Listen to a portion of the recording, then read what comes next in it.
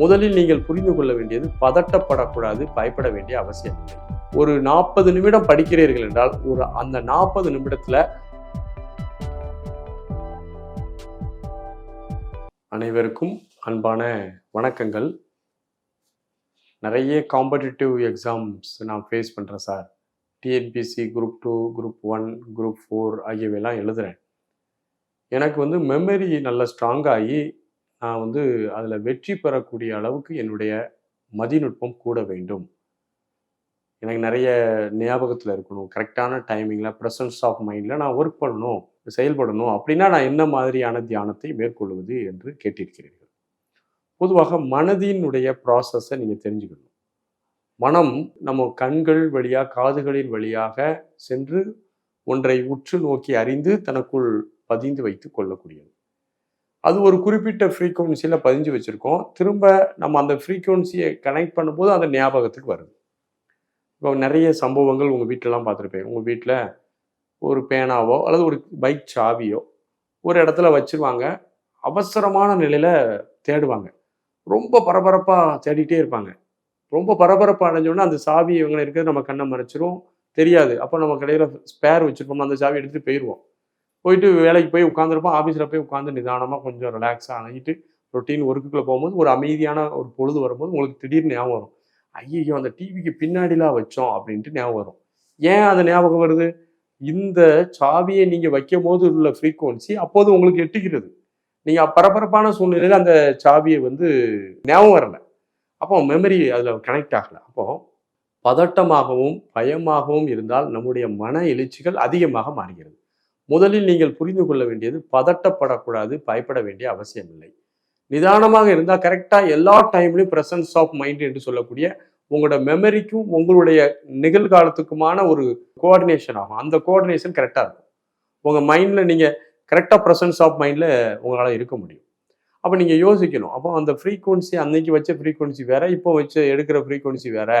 இந்த நேரத்தில் நமக்கு ஞாபகம் வரும்போது திரும்ப அந்த ஃப்ரீக்குவன்சி வந்தோன்னா நம்ம எடுக்கிறோம் அப்படிங்கிறது உங்களுக்கு புரிந்து கொள்ள வேண்டும். மனசில் நிறைய விஷயங்கள் பதிகிறது.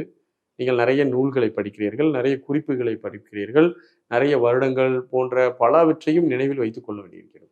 அதனாலே நீங்கள் உங்களுடைய மெமரியை கரெக்டாக வச்சுக்கணும். உங்களுடைய மனப்பதிவுகளுக்கும் அதே நேரத்தில் உங்களுக்கு ப்ரெசன்ஸ் ஆஃப் மைண்டுக்கும் ஒரு கேப் இருக்கக்கூடாது. அந்த கேப் ரொம்ப பதட்டமாக இருந்தீங்கன்னா உங்களுக்கு அந்த பதிவுகள்லேருந்து செய்திகளை இந்த மனம் எடுத்து கொடுக்காது. அப்போ அந்த மனதை நிதானமாக்குவதற்கான எளிய வழிகளை நீங்கள் தெரிந்து கொள்ளலாம். அதுக்கான சின்ன சின்ன பயிற்சிகளை கூட நீங்கள் மேற்கொள்ளலாம். முதலில் மெமரி பவருக்காக பிராக்டிஸ் பண்ணக்கூடியவர்கள் அதிகமான பிராண சக்தியை கிரகிக்கக்கூடிய நபராக இருக்க வேண்டும். ஆக்சிஜன் அவருக்கு உடலில் நல்லா இருக்கும். ஏன்னா நமக்கு ஆக்சிஜனுடைய தன்மையை பொறுத்து தான் நம்ம உடல் முழுவதும் இரத்த ஓட்டம், வெப்ப ஓட்டம்லாம் ஓடுது.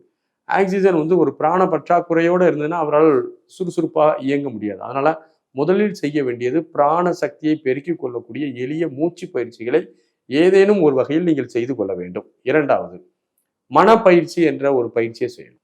மனப்பயிற்சி அப்படின்னா என்ன?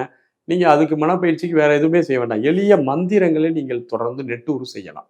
உதாரணத்திற்கு ஏதாவது ஒரு மந்திரம் எடுத்துக்கொள்ளலாம்.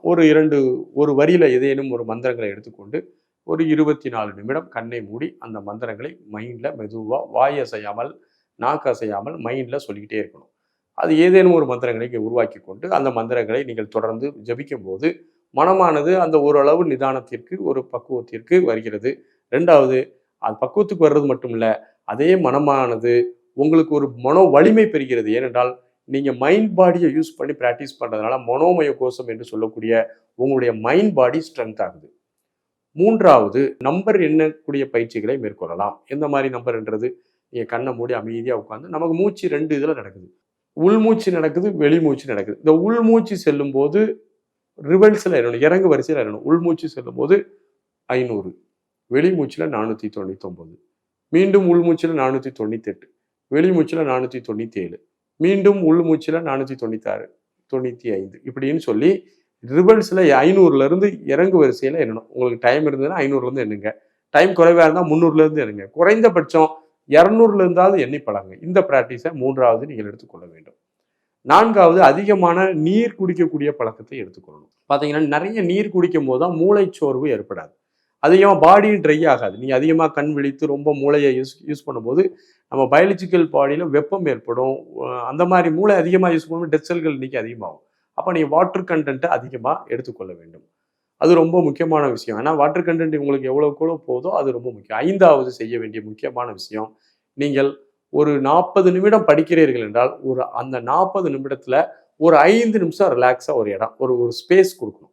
5 நிமிஷம் எதுவுமே படிக்காமல் எதையும் பார்க்காமல் அமைதியாக ஒரு 5 நிமிடம் உட்கார்ந்து ஒரு ஓய்வு எடுத்துக்கொண்டு மீண்டும் அந்த அந்த ஓய்வை வந்து நீங்கள் சாக்கு சொல்லி ரொம்ப நேரம் நீட்டித்தரக்கூடாது. 5 நிமிஷம்னா 5 நிமிஷம் தான்.